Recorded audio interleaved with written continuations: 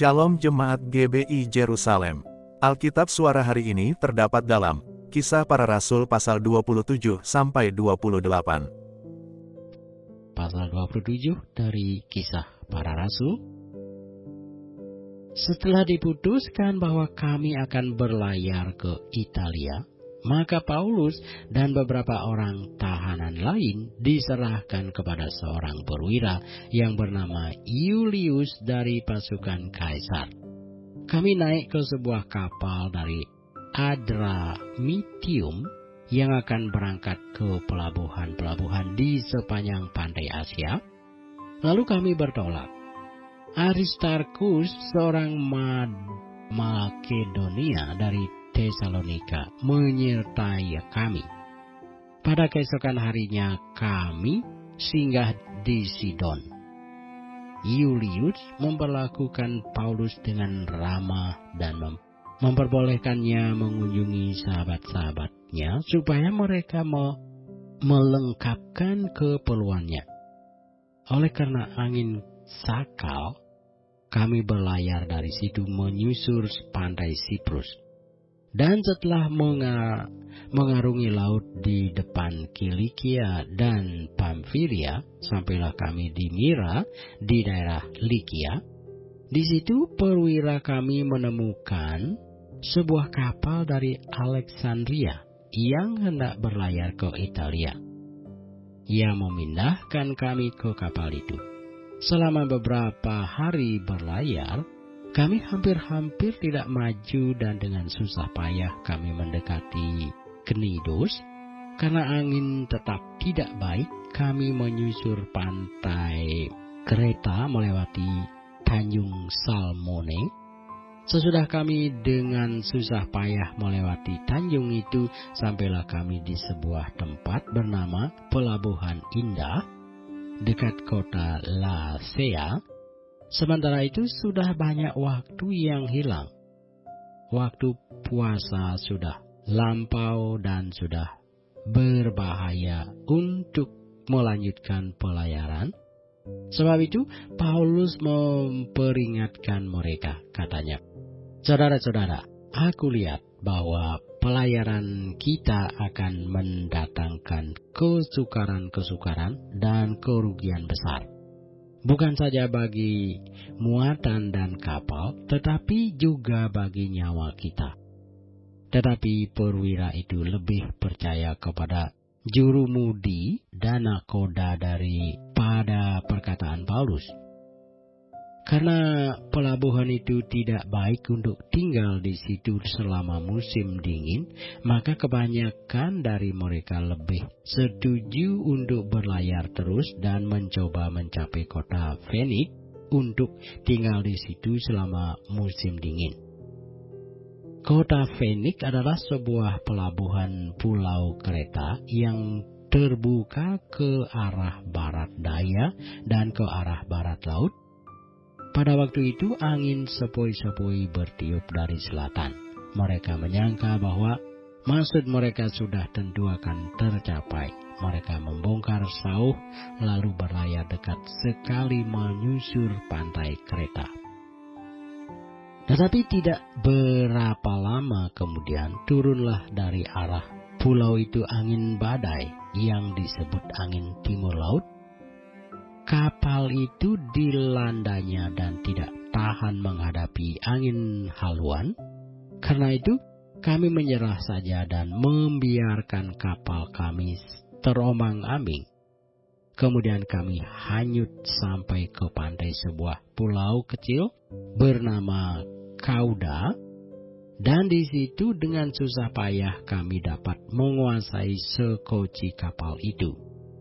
Dan setelah sekoci itu dinaikkan ke atas kapal, mereka memasang alat-alat penolong dengan meneliti kapal itu dengan tali.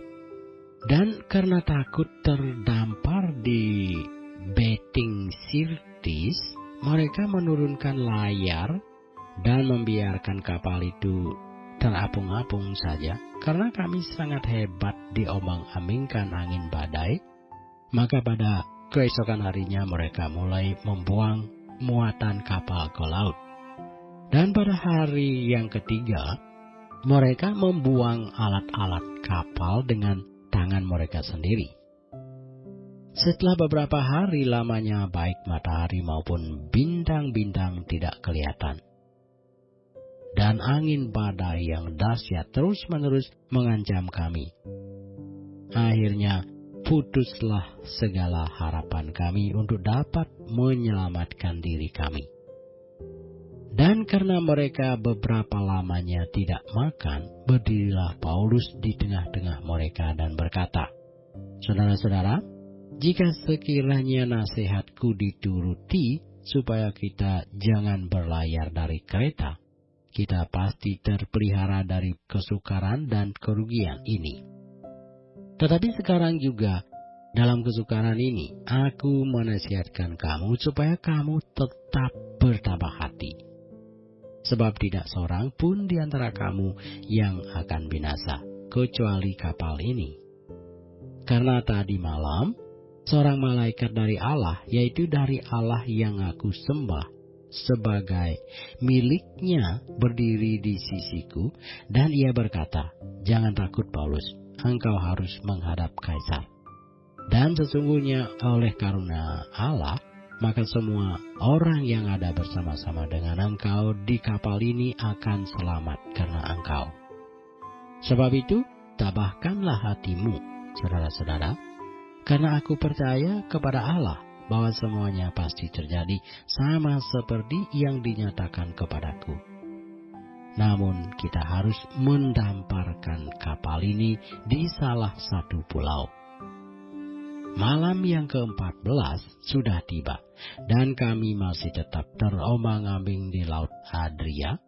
Tetapi kira-kira tengah malam, anak-anak kapal merasa bahwa mereka telah dekat daratan. Lalu mereka mengulurkan batu duga, dan ternyata air di situ 20 depa dalamnya. Setelah maju sedikit, mereka menduga lagi, dan ternyata 15 depa. Dan karena takut bahwa kami akan terkandas di salah satu batu karang, mereka membuang 4 sauh di buritan, dan kami sangat berharap mudah-mudahan hari lekas siang. Akan tetapi, anak-anak kapal berusaha untuk melarikan diri dari kapal. Mereka menurunkan sekoci dan berbuat seolah-olah mereka hendak melabuhkan beberapa sauh di haluan. Karena itu Paulus berkata kepada perwira dan prajurit-prajuritnya, "Jika mereka tidak tinggal di kapal, kamu tidak mungkin selamat." Lalu prajurit-prajurit itu memotong tali sekoci dan membiarkannya hanyut. Ketika hari menjelang siang, Paulus mengajak semua orang untuk makan, katanya, "Sudah 14 hari lamanya kamu menanti-nanti saja, menahan lapar dan tidak makan apa-apa. Karena itu aku menasihati kamu, supaya kamu makan dahulu. Hal itu perlu untuk keselamatanmu. Tidak seorang pun di antara kamu akan kehilangan sehelai pun dari rambut kepalanya."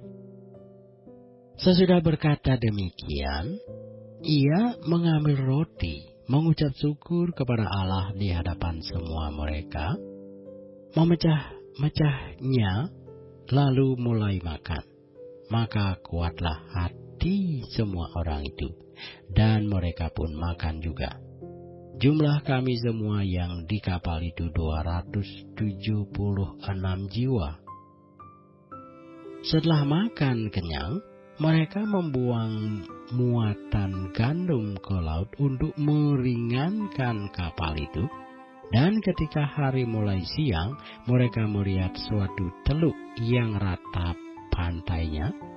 Walaupun mereka tidak mengenal daratan itu, mereka memutuskan untuk sedapat mungkin mendamparkan kapal itu ke situ. Mereka melepaskan tali-tali sauh, lalu meninggalkan sauh-sauh itu di dasar laut. Sementara itu, Mereka mengulurkan tali-tali kemudi, memasang layar topang supaya angin meniup kapal itu menuju pantai. Tetapi mereka melanggar busung pasir dan terkandaslah kapal itu. Haluannya terpancang dan tidak dapat bergerak, dan buritannya hancur dipukul oleh gelombang yang hebat. Pada waktu itu prajurit-prajurit bermaksud untuk membunuh tahanan-tahanan supaya jangan ada seorang pun yang melarikan diri dengan berenang. Tetapi perwira itu ingin menyelamatkan Paulus. Karena itu ia menggagalkan maksud mereka dan memerintahkan supaya orang-orang yang pandai berenang lebih dahulu turun ke laut dan naik ke darat, dan supaya orang-orang lain menyusul dengan mempergunakan papan atau pecahan-pecahan kapal. Demikianlah mereka semua selamat naik ke darat. Kisah Para Rasul pasal 28, kita lanjutkan membacanya. Setelah kami tiba dengan selamat di pantai, barulah kami tahu bahwa daratan itu adalah Pulau Malta. Penduduk pulau itu sangat ramah terhadap kami. Mereka menyalakan api besar dan mengajak kami semua ke situ karena telah mulai hujan dan hawanya dingin.